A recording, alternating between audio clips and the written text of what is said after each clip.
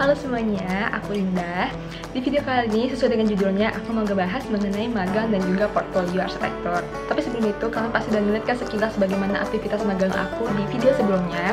Aku harus bolak-balik kantor ke proyek untuk set survei dan juga monitor pekerjaan di proyek, sepedahan dari kantor, panas-panasan, kena hujan juga. Nah, kurang lebih seperti itu juga gambaran nanti di dunia profesional. Benar-benar aktivitas yang melelahkan. Tapi aku selalu menyempatkan diri untuk merawat diri dengan menggunakan Scarlett Whitening Body Care.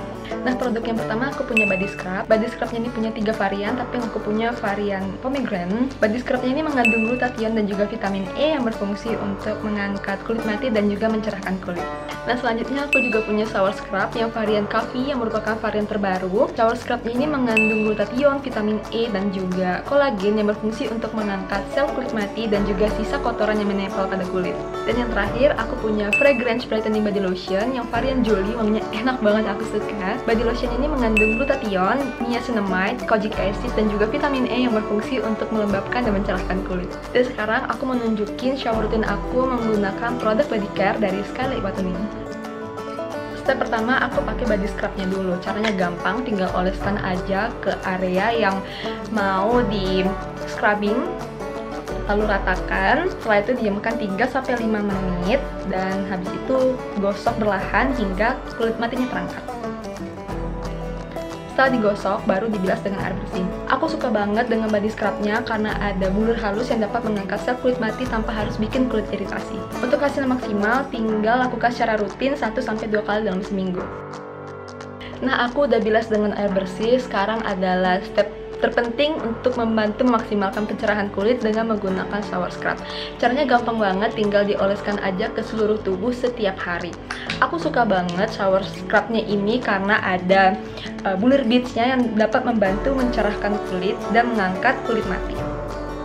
Nah, udah bersih, sekarang step terakhir yaitu menggunakan body lotionnya. Caranya tinggal apply aja secukupnya, lalu ratakan ke seluruh tubuh. Aku suka banget tekstur dari body lotion ini karena lembut dan gak bikin lengket.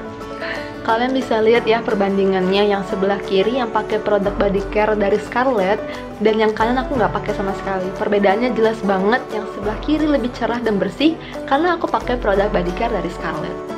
Nah, untuk hasil maksimal kalian tinggal pakai secara rutin ya. Scarlett Whitening ini udah ada BPOM-nya dan punya sertifikat halal, cocok untuk semua kulit dan aman dipakai untuk ibu hamil dan menyusui. Nah, tunggu apa lagi, buruan cobain produk body care dari Scarlett Whitening. Aku udah cantumin linknya di description box di bawah. Buruan di order ya. Nah, sekarang kita lanjut ke pembahasannya tentang magang dan juga portfolio mahasiswa arsitektur, oke? Nah, seperti yang kalian lihat di video sebelumnya, aku menceritakan tentang magang aku yang difasilitasi dari kampus itu selama 2 semester, which is itu 1 tahun. Jadi, selama 1 tahun itu dibagi menjadi 2 periode, jadi periode pertama dan juga periode kedua. Nah, ntar kalau periode pertamanya udah kelar, aku bisa apply lagi di periode kedua di kantor magang yang berbeda. Kalau misalnya aku mau nerusin lagi di kantor periode pertama aku juga boleh. Magang ini menurut aku penting banget ya. Kalau misalnya kita ingin berkarir di bidang arsitektur, magang ini penting banget. Selain menjadi persyaratan kurikulum di kampus, bisa pembekalan diri untuk masuk ke dunia profesional di bidang arsitektur. Nah, makanya aku bersyukur banget aku difasilitasi dari kampus bisa magang sampai 2 semester, walaupun aku harus ngepres perkuliahan tatap muka aku di kampus itu jadi 5 semester. Nah, aku mau sharing nih mengenai pengalaman magang aku, semoga bisa menjadi pembelajaran buat teman-teman yang nonton video ini. Jadi magang pertama aku itu, aku ngambil di properti di perusahaan BUMN. Kenapa properti? Karena memang sesuai dengan peminatan aku ya di real estate. Masuk ke periode kedua, aku coba ngelamar magang di studio, tapi mentok cuma sampai di interview dan juga tes. Karena lama banget nunggunya, aku takutnya udah nungguin malah kayak nggak lulus gitu kan, jadi buang-buang waktu, dan takutnya nggak keburu juga magang periode kedua aku ini keburu habis. Yaudah deh, jadi aku terusin aja magang di properti aku itu. Tapi hapusnya setelah 1 bulan nunggu, aku udah keburu lanjut juga magang di properti, malah aku keterima magang di studio, jadi kayak bikin greget gitu kan. Tapi ya udahlah, aku juga nggak bisa keluar juga kan, karena magang di properti ini kan memang didata banget gitu. Nah, syarat magang nih apa aja sih?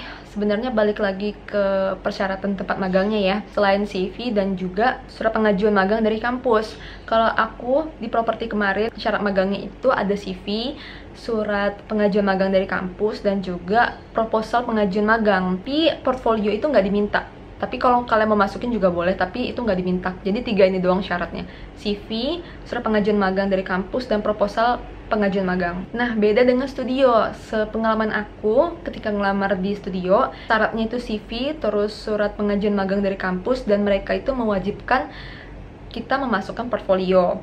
Jadi portfolio itu supaya mereka bisa lihat bagaimana hasil desain kita. Portfolio yang kalian bisa masukin itu seperti tugas-tugas stupa kalian bisa masukin di portfolio, atau kalau kalian punya proyek pas kalian kuliah, kalian bisa masukkan di portfolio itu. Tapi jangan salah loh ya, banyak juga mahasiswa, terutama teman-teman aku yang aku tahu itu pas dia kuliah itu dia udah punya banyak proyek-proyek gitu, seperti proyek kafe, rumah, itu udah banyak banget. Tapi ada juga beberapa kampus yang mungkin tidak memfasilitasi magang untuk mahasiswanya ya. Contohnya di kampus adik aku, jurusan arsitekturnya itu tidak ada magang, tidak difasilitasi magang. Jujur menurut aku sayang banget sih, karena magang itu kan pembekalan kita untuk masuk ke dunia profesional nanti gitu.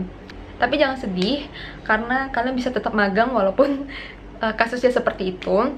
Kalian bisa ngambil magang dengan memanfaatkan jatah libur kalian. Kalau nggak salah kan libur semester ya, itu kan liburnya panjang banget ya, 2-3 bulan. Nah, kalian bisa memanfaatkan libur itu untuk magang di studio. Ternyata ada loh beberapa studio yang buka atau nerima anak magang untuk yang di bawah semester 5 gitu. Tapi aku nggak tahu ya apakah mereka minta surat pengajuan magang dari kampus atau enggak. Aku kurang tahu gitu. Nah, aku baru tahu banget kalau misalnya jatah libur itu bisa dipakai buat magang, karena teman-teman aku tuh banyak banget ya memanfaatin jatah libur mereka tuh untuk magang di studio gitu. Aku tuh baru tahu banget gitu. Nah, untuk kalian yang nonton video ini yang masih maba ya, mahasiswa baru atau awal tahun perkuliahan di arsitektur, mungkin kalian bisa mempertimbangkan ini ya, jatah liburnya bisa dipakai untuk studio, untuk magang di studio. Tapi memang males banget ya jatah libur itu dipakai untuk magang gitu, malesin banget. Tapi coba kalian pertimbangkan untuk efek kedepannya. CV kalian tuh bisa penuh dengan pengalaman magang kalian, itu tuh kayaknya bagus banget ya, nilai plus banget gitu. Nah, untuk dapat info magang ini bisa dapatnya dari mana sih? Apalagi kalau misalnya kita yang magang ini masih mahasiswa baru gitu kan. Nah, kalian bisa coba tanyakan ke senior kalian mungkin yang memang bekerja atau pernah bekerja atau pernah magang di studio. Bisa coba kalian tanyakan ke mereka, atau kalian bisa lihat di Instagram, contohnya di Instagram Seputar Arsi dan sebagainya, itu biasanya ada info magang. Atau kalian bisa lihat ke Instagram studio terkait gitu, biasanya juga mereka bikin pengumuman untuk nerima anak magang. Juga kalian bisa lihat di LinkedIn, terus di Quora, terus di grup-grup lainnya, itu banyak banget info-info magang. Nah, kalau kalian tanya aku, jatah libur aku tuh dipakai buat apa sih? Nah, for your information, aku itu udah kerja dari semester 1 sampai semester 5 di marketing and promotion staff. Nah, jatah libur aku dan waktu free perkuliahan aku itu aku pakai untuk kerja di kantor atau dinas keluar kota dari kantor. Kalau udah ngomongin magang, pasti gak lepas dari pertanyaan, digaji berapa? Digaji atau enggak? Ya kan? Well, untuk masalah gaji ini balik lagi ke tempat magangnya.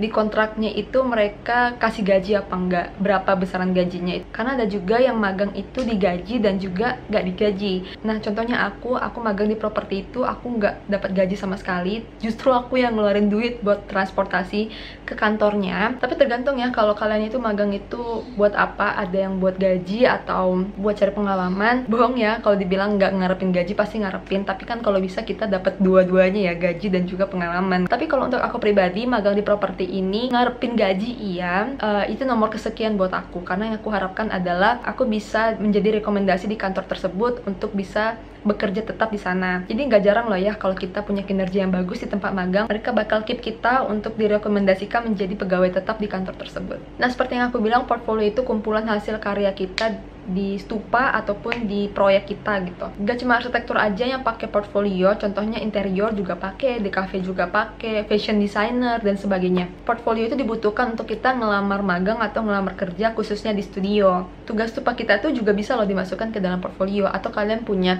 iseng-iseng desain rumah atau desain cafe, kamar mandi, bahkan interior, itu kalian bisa masukkan ke dalam portfolio. Nah, buat kalian yang masih tahun awal nih atau mahasiswa baru, coba deh kalian iseng-iseng gambar desain gitu, atau mulai nyicil nih bikin portfolio gitu, supaya nggak keteteran nanti pas mau magang. Nah, karena aku juga waktu itu keteteran ya bikin portfolio karena deket-deket magang gitu. Coba diusahakan cicil dari sekarang ya buat teman-teman. Kalau bisa portfolionya itu hasil render ya dari 3D SketchUp supaya lebih bagus. Untuk contoh-contoh portfolio kalian bisa buka di Pinterest atau buka di Issuu atau buka di Behance. Banyak banget di situ contoh-contoh portfolio.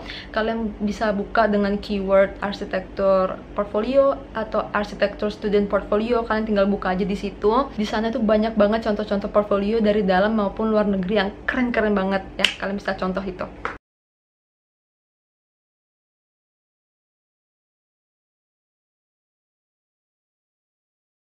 Kalau kalian mau lihat portfolio aku, bisa kalian buka di Behance. Aku bakal cantumin di bawah linknya ya, kalian tinggal lihat aja. Portfolio aku tuh masih basic ya, nggak bagus-bagus amat. Jadi kalau kalian mau lihat sih sebenarnya bisa aja, tapi aku harap kalian jangan stuck di portfolio aku. Ketika kalian sudah punya akses untuk masuk ke platformnya, kalian coba deh untuk explore di sana contoh-contoh portfolio.